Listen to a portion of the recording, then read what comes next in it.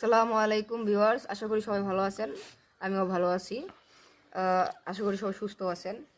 তো অনেকে আপনারা এই বাঁশি শেখার ট্রাই করেন বা বাঁশি শেখার ইচ্ছা অনেকের, কিন্তু শিখে উঠতে পারেন না। এবং কি অনেকে ম্যাক্সিমাম লোকে অনেকে ভুল করে, ভুল না অবশ্য, অনেকের সুবিধা যে যেভাবে পারে। কিন্তু আমার কাছে মনে হয় যে বাঁশি ধরার নিয়মটাই অনেকে জানে না। বাঁশি ধরার নিয়মটা যেমন অনেকে হচ্ছে আপনার এই হাতের এই আঙ্গুল, যে আঙ্গুলের প্রথম করটা দিয়ে দিয়ে হচ্ছে আপনার আঙ্গুলের এই যে বাঁশির ছিদ্রগুলোকে আটকিয়ে থাকেন, কিন্তু এইভাবে না। এভাবে হচ্ছে কি, এভাবে ধরলে আপনার প্রবলেমটা হচ্ছে হয় কোথায়, যেমন আপনি যখন একটা ফিঙ্গার উঠাবেন, দ্বিতীয়বার যখন ফিঙ্গারটা বসাবেন, বসানোর ক্ষেত্রে আপনার কিছুটা গ্যাপ গ্যাপ থেকে যায়। কারণ গ্যাপটা থাকার কারণ হচ্ছে একটা আঙ্গুলের আপনার সব দিকটা কিন্তু সমান না, ঠিক আছে? আপনি এই দিকটা হচ্ছে প্রথম করটা হচ্ছে মোটা, দ্বিতীয় করটা হচ্ছে তারপরে একটু মোটা, তৃতীয় করটা হচ্ছে তার থেকে একটু মোটা। তো আপনার বাঁশির যে ছিদ্রগুলো, তো আপনার এইভাবে যখন আমরা ধরি অনেকে, তখন যখন উঠাই আমি, নেক্সট যখন সুরটা তুলতে যাব, যখন বসাতে যাব, তখন কিন্তু গ্যাপ থেকে যায়, তখন বাতাসটা বের হয়ে যায়, তো তখন কিন্তু সুরে সমস্যা হয়। তো বাঁশি ধরার নিয়মটা হচ্ছে এটাই, যে আপনারা ধরবেন এই আঙ্গুলের দ্বিতীয়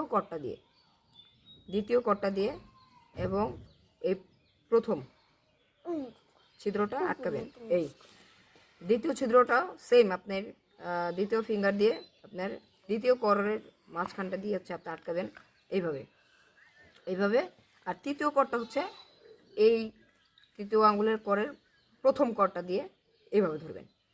তো আপনার এইভাবে ধরলে তো তখন আপনার এভাবে ওঠাতেও সুবিধা হবে, আর আপনার যখন নামাবেন তখন সাথে সাথে আপনার এই ছিদ্রর ফুল গ্যাপটা হচ্ছে আপনার ফিল আপ হয়ে যাবে। তো সেমভাবে হচ্ছে এই পরের যে 3টা ছিদ্র আছে, সেম একইভাবে আপনার করবেন।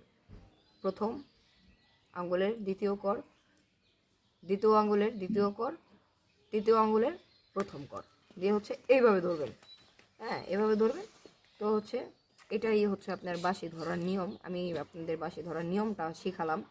আর যে বাঁশির যে সাউন্ড আসবে, তখন আপনি সাউন্ডটা তৈরি করবেন কিভাবে। অনেকে ফু দিতে জানেন না, ফু দিলে প্রপার সাউন্ডটা, যে বাঁশির যে বাতাসটা, সেটা আপনার ছিদ্রতে যে লাগে না। তো আপনার ঠোঁটের মাঝখানটা ব্যবহার করবেন, ঠোঁটের মাঝখানে এই এই তো এই ধরো নিয়ম, এইভাবে ধরতে হবে, ঠিক আছে? ঠোঁটের মাঝখানে, ঠিক আছে? এই ঠোঁটের মাঝখানে এইভাবে ধরতে হবে আপনার।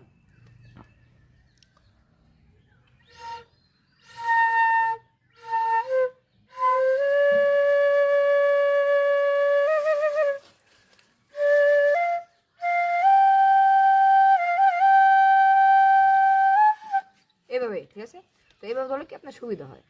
তো এটাই ছিল আপনাদের কাছে বাঁশি নিয়ে কথা বলার আমার এতটুকুই আজকে।